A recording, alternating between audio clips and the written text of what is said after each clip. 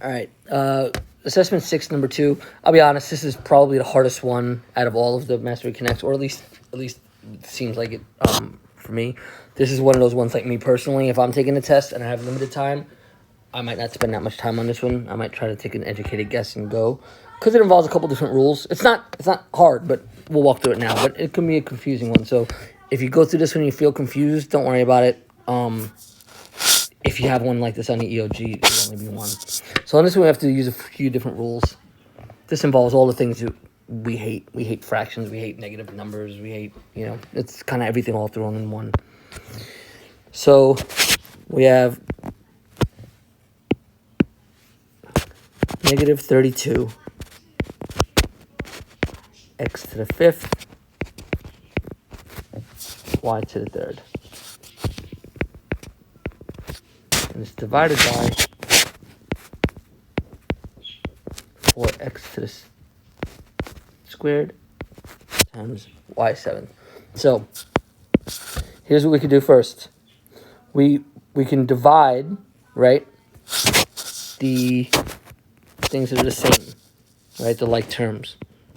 We can divide negative 32 and 4, right? Negative 32 divided by 4, 8, 16, 24, 32, is just negative 8. Right? Now, we have to do this and then the y's.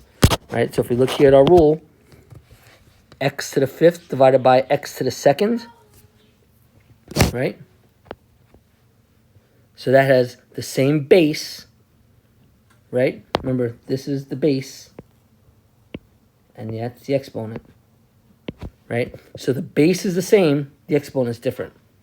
So here, base is the same, exponent is different, right? So we can use that rule right there, the quotient rule, right? So that means it'll be x minus y. So come back over here, right? That means that over here we have x to the 5th divided by x to the 2nd. So we can use that quotient rule, and we get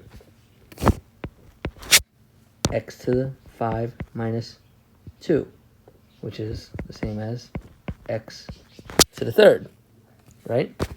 So come back up here. We already have negative 8.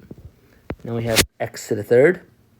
Now, if you got that far, if you're able to get this far, and even if you forget the rest, look what you can do. You could already say, well, I know that my answer is going to have this in it, right? So you come over here and you say, well, so it could be this one, or it could be this one. Not going to be this one, not going to be that one. So right off the bat, now you have a 50% chance of getting it right if you were able to get this far. Okay? Now the last part of it is, move this down a little.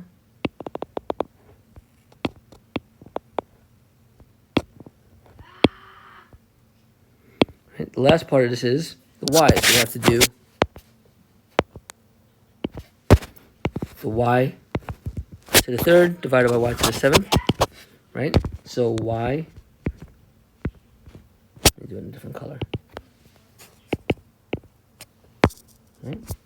Y to the 3rd divided by y to the 7th. So same thing, we're going to use that same rule, right? And the same rule over here, right? Same base, different exponent. Y to the 3rd, right? So over here, you're going to get y to the negative 4th. Now, that's great. Too bad we can't just put that, right? That would be awesome. But we have one other rule we have to look at, the negative exponent rule. When we have a negative exponent like this right here, right? If we have a to the negative x, we got to flip it around so we have a to the positive x underneath 1. So now that means we have to take this y to the negative 4th, and we have to change it to 1 over y to the 4th. And so once you plug that in over here, right? So now, instead of that, right? Sorry. Instead of that, we have to do 1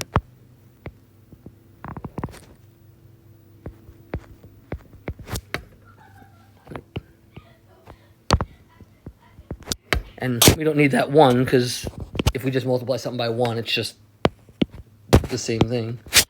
So you end up with negative 8x to the third over y to the fourth. And again, that one's like a lot of steps, and it's kind of a confusing one. I don't know if it's always worth the try. If you feel real comfortable with it and you want to go for it, go for it. But if you hate fractions and you hate negative numbers and you're not showing exponent rules, I don't know that I'd spend more than a minute or so trying to maybe try to get it as far as you can just by doing what you know and then take a guess. You know, but if you could solve it, awesome. But if you feel confused by it, don't sweat it. By far the hardest one that we have on the Mastery Connects.